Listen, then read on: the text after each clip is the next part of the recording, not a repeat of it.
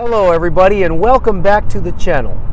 So right now I'm on the highway headed to BMW Orland Park in Orland Park, Illinois. As we speak, there is a deal in the works for me to trade in the car I'm driving right now, the BMW M8 50i. So because it's a long drive and I have to get back home to have dinner with my family, because it is my birthday, I'm actually starting the drive even though we haven't settled all the pricing. So I'm actually negotiating while on the road. But I think I'm going to get the price that I'm looking for.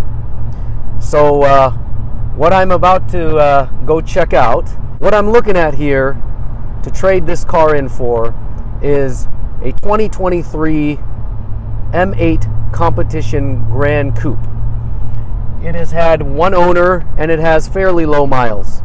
So this car, whether it be the M8 50i or just the 8 series in general, as I've observed, tends to depreciate like crazy. So I don't really want to buy one new. I'd rather buy one that's gone through a little bit of the depreciation already. I think these cars are very reliable, so I don't mind getting one that's lightly used. So that's the plan. The one I saw, beautiful spec. I know what you guys are thinking.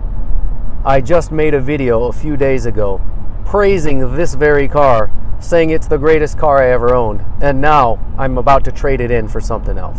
Yeah, it's true, but you know what? Temptations happen, and I've always kind of coveted the M8 Competition. Ever since that test drive, it has the looks of this car, and it even has better performance. It has all the luxury, all the features. Probably the only two things that I think this is superior in compared to the M8 is the sound, and also this has rear axle steer. That car doesn't. I don't really know why, but I think I can probably live without that because there's probably something else with the engineering of an actual true M car that allows it to handle like it's on rails. That's what I'm going to trust BMW M on this one.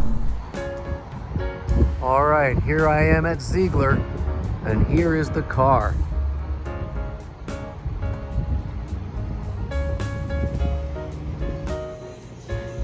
Just walking around the dealership, got an M4 Competition here.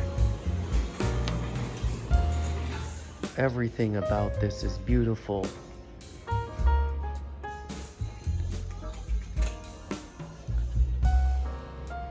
Except that. Okay, so change of plan. I spent about almost 2 hours at that dealership, and the car that I saw, I drove it. It's an M8, awesome, great interior, everything, but nope. It's got a bunch of scratches. It smelled like smoke inside, just a bunch of nicks. I don't know who owned it before, but he really roughed it up badly. So, new plan. In the lot, I saw another 2023 M8 Competition Grand Coupe with fairly low miles, well priced. Now, the issue is they would not be able to produce a trade-in value for my car, which I found odd because another dealership, knowing I had an FI exhaust, had no problem with it. So they took forever, and I just skedaddled. I said, see you later. They called me just an hour ago, gave me a price. I said I'd sleep on it. But I like what they're offering me. I think I can pull this off. What I told them is if I agree to get this car, I am not driving my ass back down to Orland Park. It took me an hour and a half to get down there. I want you to bring my new car and deliver it to me, and you can pick up the trade-in here. So we'll see in the morning. Okay, so after a night and some sleep, I made a decision. We're moving the deal forward, baby. We're moving the deal forward. So I just agreed, we both mutually agreed to a price for the trade-in and the car, and it's about to be delivered shortly. Now, while I'm sitting here waiting for the car, I'm kind of thinking to myself, you get little butterflies. Even though I bought many cars, I always get a little bit of butterflies in my stomach before closing. And in this case, it's sort of like, what am I doing? Why am I trading in a car that I love? In fact, in my last video, I said it's the best car I've ever owned, and I really meant it at that time. At least best daily driver, not best of all cars. Why am I trading in the M850i for this M8? I mean, I was happy. It's a nice. I just put an exhaust in it. It's a great question. What it boils down to though is I'm getting the M8 even though I have an M850i because the M8 exists. And every time I drive around and I see an M8, I'm thinking, I have a lesser car. It sucks. Actually, if the M8 did not exist, the M850i is already an awesome car. I mean, it could be top of the line for the 8 Series, to be frankly honest, but they pushed it to the next level. And I've got to admit, after yesterday's test drive in the M8 competition, I'm starting to warm up to the sound of that car. Some people say it sounds kind of exotic. I think that goes a little bit far, but I sort of know what they mean. It has sort of a different pitch to it. It doesn't sound like a typical V8. So, you know, that's something interesting. Oh, hell yeah. Hey guys, how's it going? How are you? How you doing, Andrew? Car looks beautiful. Here she is. I got a great backstory for you as well. I got a little bit more information of who the owner was. Was it somebody famous? No.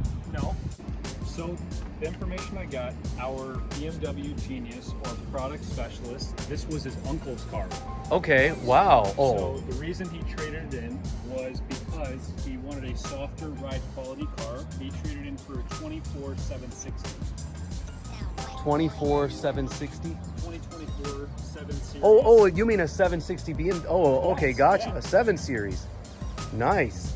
So basically it was kind of an older guy who used to own this car. Actually, that's good. It was garage kept. It has all the PPF on it, heated garage, and even though on the Carfax it said that it was registered in Florida, the car never left the state because he had another property in Florida, so he registered it there, but the car's only been in Illinois its whole life.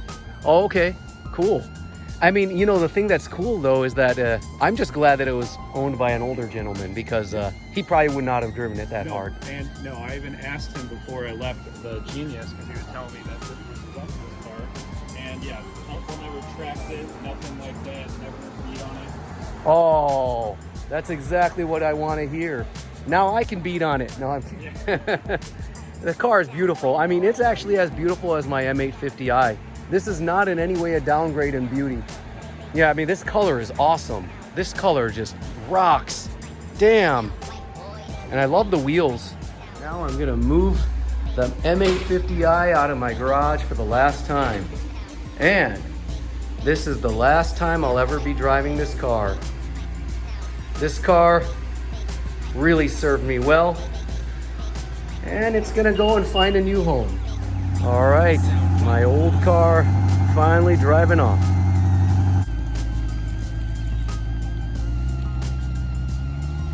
Out with the old, in with the new. All right, we saw the outside. Let's take a little tour of the interior of my brand new, well, it's not brand new, but new to me, M8 Competition Grand Coupe. So this is my very first M car, true M car. And I could not ask for a better interior. Look at this. I mean, this interior just rocks. Interestingly, it's that same white that I had in my old car that I sort of complained about. But you know, it held up pretty well. And it's in very good condition. You got the Alcantara up here. And you have all the usual features. All the features that matter to me, at least. I look forward to making some more videos of this car. All right, I can't end this video without taking a look at the engine. There we are. BMW's S63 twin turbo V8 makes 617 horsepower. It actually makes the same torque as my M850i, but the power at the top is way more. I look forward to going on a lot of adventurous drives in this. Here it is, my new updated garage lineup. All right, so I just took my M8 Competition out for its first test drive as its owner. And I just took it around the block, took it on a little windy road that I like to use. And it's next level. It's definitely way outperforms my last car, that's for sure. I mean, it just builds power differently. It's hard to explain. It almost feels like there's a little bit more turbo lag in this car than in the M850i. I don't know. But then it just pulls, and at the higher end, it just keeps pulling and pulling, whereas the M850i sort of starts petering out at some point. But this car, it just keeps pulling and pulling.